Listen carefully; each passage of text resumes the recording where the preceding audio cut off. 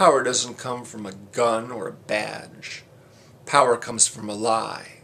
Lying big and getting the whole world to play along with you.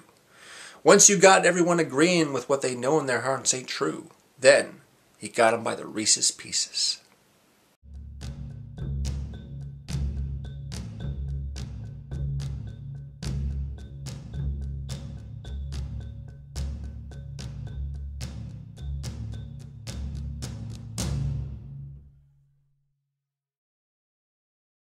Hi everyone, I'm doing a video today on a television show that I've been watching recently. Actually, I've been watching a few television shows with regularity, but this one in particular I was really looking forward to. If you've been watching my channel for a while, you might have noticed me mention a certain actress named Reese Witherspoon a few times. For one reason or another, sort of inexplicably, she has become like my favorite actress, one who I get excited about every time there's a new project on the horizon. And was really pleased that she won an Oscar and everything like that. And yeah, it's kind of inexplicable. I don't necessarily consider her the best actress or even the prettiest, but she is, you know, just kind of awesome to me.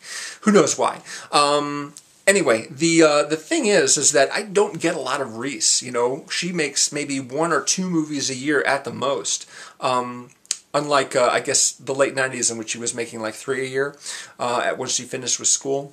But now she's in a television series on HBO which airs every week, which is great because I get to see a great new Reese performance on a weekly basis. Now this HBO series is called Big Little Lies, but it's a limited series. It's based on a novel, so they're only doing 7 episodes. No full season, and there's not even like it's going to be like you know, a new season every year. It's just this one season covering the novel that it's adapted from. And that's going to be it, and which is why they got people like Reese and Shailene Woodley and Nicole Kidman and these big stars to be in it, because it wasn't like this huge commitment that would go on for like 5-6 years. Reese is one of the producers on the show, and she, I believe, recruited her director of Wild, the movie that she was Oscar nominated for a couple years ago, Wild. The director of that is Jean-Marc Vallee, and he also did Dallas Buyers Club, as well as the recent Jake Gyllenhaal movie Demolition, and he, thus far, has directed all the episodes. So far, I've only seen 4 out of the 7, and the 7th episode may just be an hour long, or it might be 2 hours. I don't know. I'll find out when we get there. But we're about the halfway point through the series, so I want to make a video talking about the show because I really enjoy it quite a bit. A lot of Reese's movies I haven't liked, movies like This Means War and Cruel Intentions and Four Christmases and the second Legally Blonde movie and some other stuff, they've just been, you know, really bad. So as much as I look forward to seeing something new by her, you know, the movies of hers that I actually like are a little bit more rare. So this is really great, seeing a hour-long drama series every week that's written by David Kelly, who did, you know, a number of good TV shows in the past. And seeing all these great people in it, in addition to the people I just mentioned, also, let's see, who else? Laura Dern, who is also in Wild, she's in it as well. Zoe Kravitz, and the guy from Adam something, darn it, I forgot his name already. There's a well-known comic actor who plays Reese's husband in the film.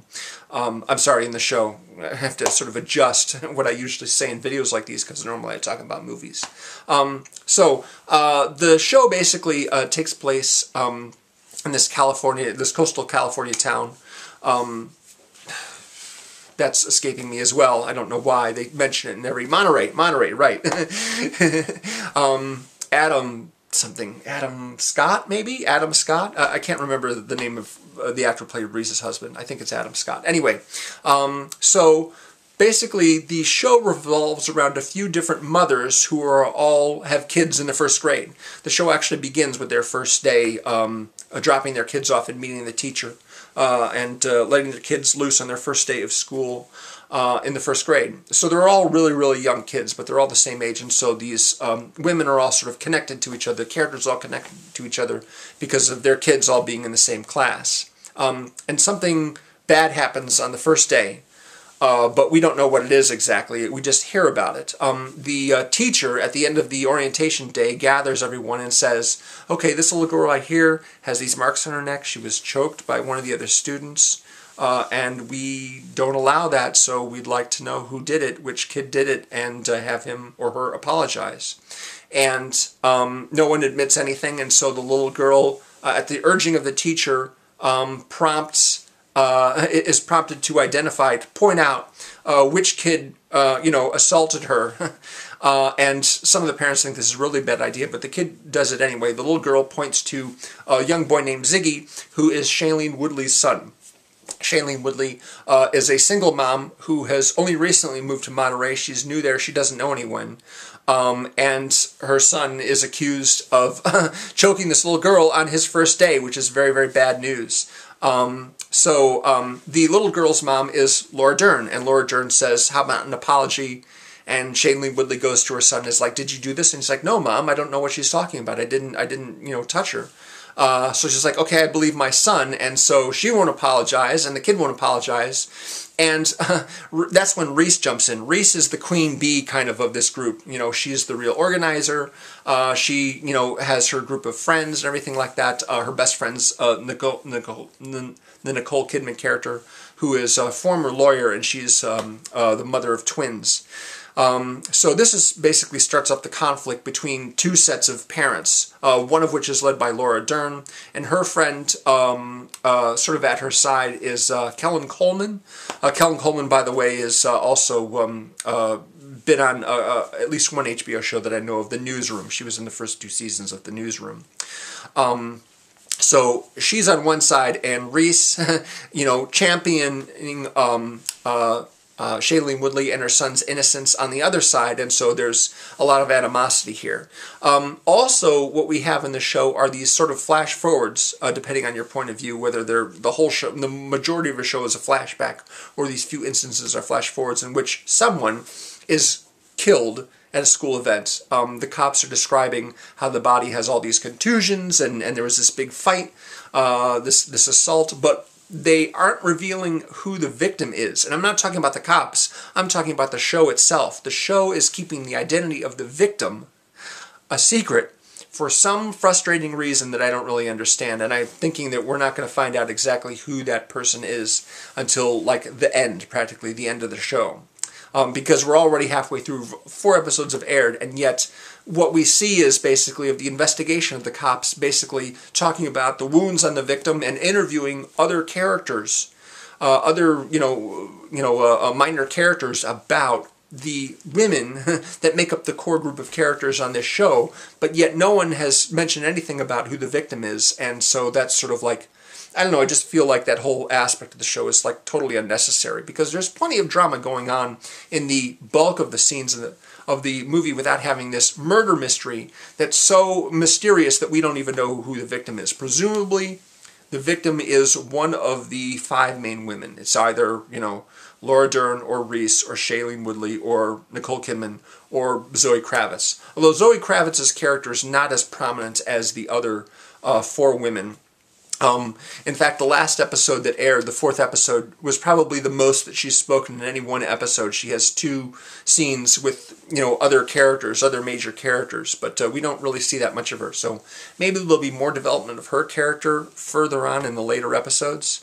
Zoe Kravitz's character is Bonnie, and she is actually married to Reese's ex-husband. Reese and her ex-husband have a teenage daughter, and Reese and her new husband, Adam Scott, have a daughter in the 1st grade, Chloe, who becomes best friends with Ziggy, Shailene Woodley's son. So they're sort of a tight-knit group together right there. But she has a lot of conflicts, basically, with her husband, and she has still a lot of anger towards him for being young and dumb and leaving her when she was, and leaving her to sort of raise their daughter on her own. So she's resentful of him and resentful of Bonnie, his new wife, and the fact that they now not only have to share this town with each other, but also both of their kids are in the first grade. Bonnie and Reese's ex-husband have also a kid, a daughter, in the first grade, along with Reese's daughter, and Shailene Woodley's son, and Nicole Kidman's twin boys, and everything after that, and Laura Dern's daughter, of course. So yeah, there's lots of conflict there between these people. Nicole Kidman's husband is played by Alexander Skarsgaard, who's also an HBO vet. He played Lafayette in True Blood for its entire run. They have a really, really troubled relationship. They argue a lot. They hit each other. They get into physical fights. And in the third episode, they have to go see a marriage counselor because they want to know how they can control their very, very hot passion. And that's one of the best scenes in the show. I was really, really pleased by the third episode of this show because it just seemed to be, even better than the other episodes, just in terms of the depth of feelings that are expressed. Also, in that episode, we learned a little bit more about Shailene Woodley. Ziggy is asking about his dad because she's a single mom. The dad is not around, and her son wants to know who his dad is. What's his name? And she won't tell him. And what she reveals to her new friend Reese is that Ziggy's dad is actually just the guy she met in a bar, and they went back to his place, or they got a hotel room, I think. But then he became really aggressive and mean and basically raped her. And got her pregnant. And so she doesn't consider him the father. And she insists to Ziggy that, Ziggy, sorry, you don't have a father. And he's just like, yes, I do. I have to. I couldn't exist if I didn't have a father. I know that. So why don't you just tell me who he is? And she won't do it because she won't even acknowledge this guy as a father. And I would agree with her on that level because, if the guy didn't actually love her and didn't love her son and wasn't, raising her with him, then, he's really not a father, even if he was the one that got her pregnant. That's my opinion on it anyway. And it seems to be hers as well. So yeah, that's a problem there. She's very skittish and sort of on edge and always just sort of worried that this guy, unlikely as it may be, will just show up and make her life a living hell, even though he's, just not anywhere near her. But actually Nicole Kidman, being a former attorney, actually does a little research on her behalf. And in the most recent episode shows her a photograph of a guy who has the same first name as the fellow that she met in the bar and that got her pregnant when he assaulted her. And who this guy might be. And she's like, yeah, that looks kind of like him. It might be him. So we'll find out what becomes of that. Yeah, so a lot of drama going on here. And I actually, this is something that really didn't have anything to do with the quality of the show itself, but was just something that I was very pleased by. About 16 years ago, my brother got married. At the reception, he and my sister-in-law had their first dance, as couples normally do at the wedding reception. And the song was actually a song that I didn't remember ever hearing before. I might have heard it on the radio, like in passing, but it wasn't something that I'd heard with any regularity, so I didn't recognize it. And I asked him what it was afterwards, and he says it's a song by Neil Young called Harvest Moon. It was a really, really lovely song. Great song for their first dance.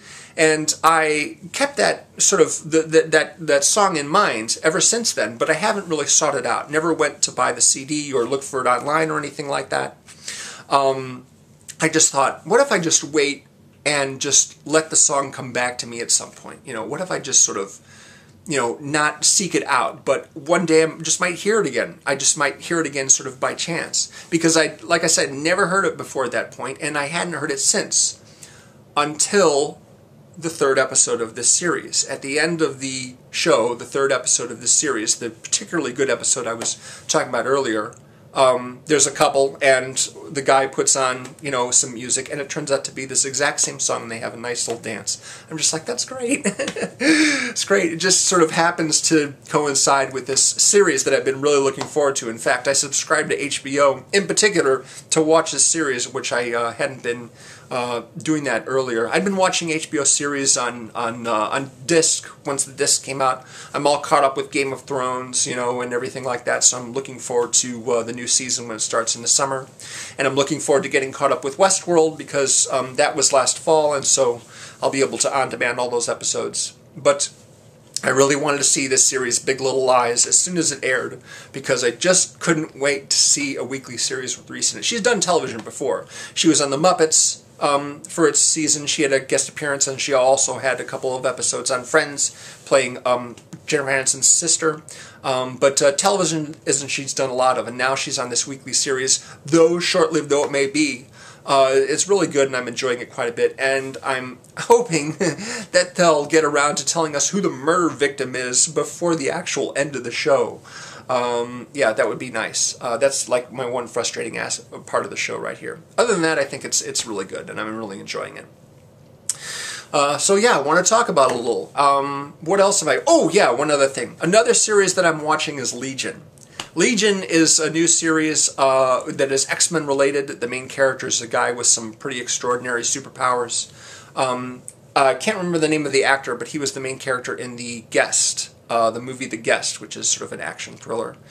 And so he's discovering his powers. He's been thinking for a long time that he's schizophrenic, but what he is told by Jean Smart and the other people who she lives and works with, that he has superpowers, and he needs to figure out what his abilities are and how to control them.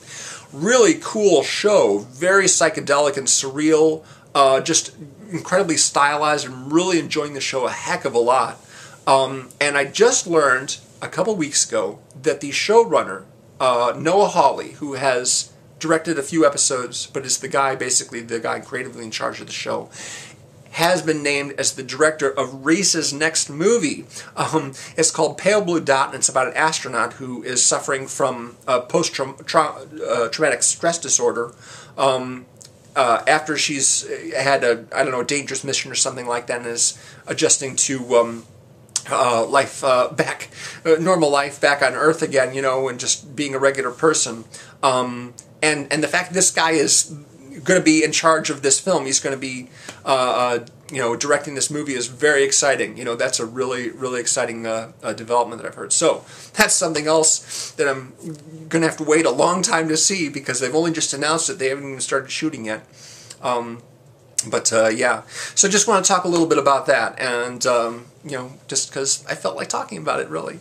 Thanks for watching. Appreciate it very much, and let me know, of course, if you've watched the show at all, what you think of it. There's a comment section down below that you're more than welcome to use. Always like getting comments, of course. Yeah, and I will see you again soon, and if you've subscribed me, thank you very much for doing that. Yeah. All right, that's it for now. Take it easy.